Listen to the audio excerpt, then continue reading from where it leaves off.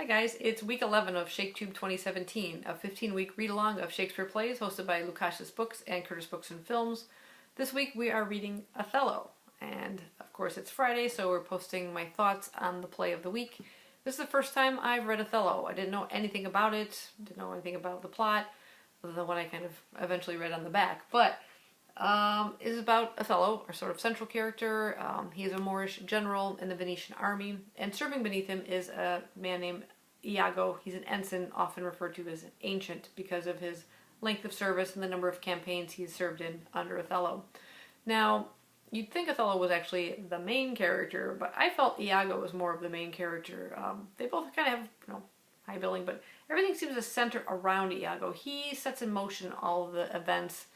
A lot of his actions are aimed at bringing about the downfall of Othello, but I felt he is as more of a central main character within the play. He even has like the longer speeches, and he seems to be, I guess you'd say, on stage more so, I think, than Othello.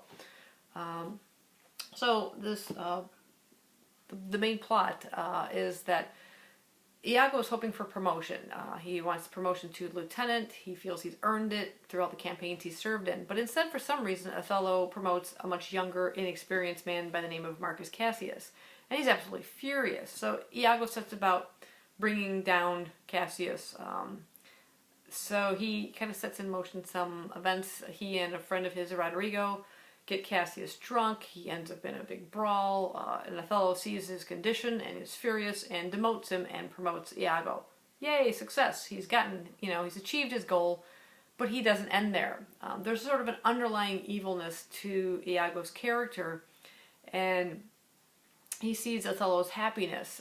He's kind of recently married a young noblewoman by the name of Desdemona. Unbeknownst to her father, it's sort of a marriage in secret. And so he and Rodrigo, who's actually also in love with Desdemona, decide to inform her father, let him know, what's happened. And he's furious, and Iago's hoping he'll break up the marriage, and he rushes in and he confronts Othello, claiming that, he must have used some sort of witchcraft or something to get his daughter to marry him. But then Desdemona speaks and confesses her true love for him and why she fell in love with him and everything, and eventually the father kind of lets it go. He's not too happy, but he lets it go. So Iago sort of failed. Still doesn't give up. He still tries to find a way to destroy their marriage and destroy their happiness, regardless of what happens. And so again, he sets up events. He's a little bit of a chess player. He moves his little pawns into place. He maneuvers Rodrigo. He maneuvers his wife. She becomes an unwitting accomplice in making Othello believe that Desdemona is having an affair with Cassius. And in a jealous fit of rage, Othello kills his wife. Eventually, Iago's wife finds out what, unfortunate role she has played in the situation and tries to confront Othello and saying, you've made this horrible mistake. She was innocent. You've murdered her.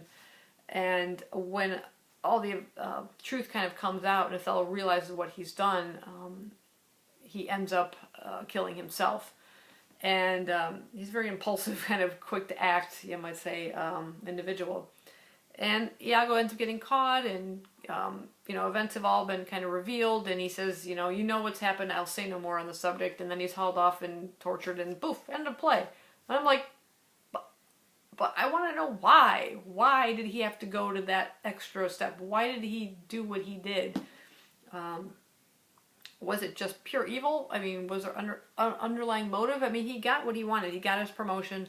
I just didn't see why he had to push that far, Overall, I just didn't get a lot from this play. I even ended up watching a YouTube version of it with Laurence Olivier. I couldn't find the full-length version of the Lawrence Fishburne version of him playing Othello. I really wanted to see that one more so.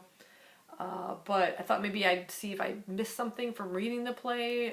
So I watched that. I still didn't get a whole lot out of it. Just about every play that we've read so far during ShakeTube 2017, I've been highlighting, passages that really stuck with me within the plays, and I've highlighted nothing within Othello. It just wasn't a play that really appealed to me. if you have read Othello before, let me know what your thoughts are on it. What did you think overall? Did I miss something? Yeah, I'd love to hear from you guys. But yeah, that's my overall thoughts on it. The next play we're going to be reading is one of my favorites. That's going to be King Lear, so I'm really looking forward to getting into that one. But yeah, those are my thoughts on Othello, and I'll see you guys next week. Bye-bye.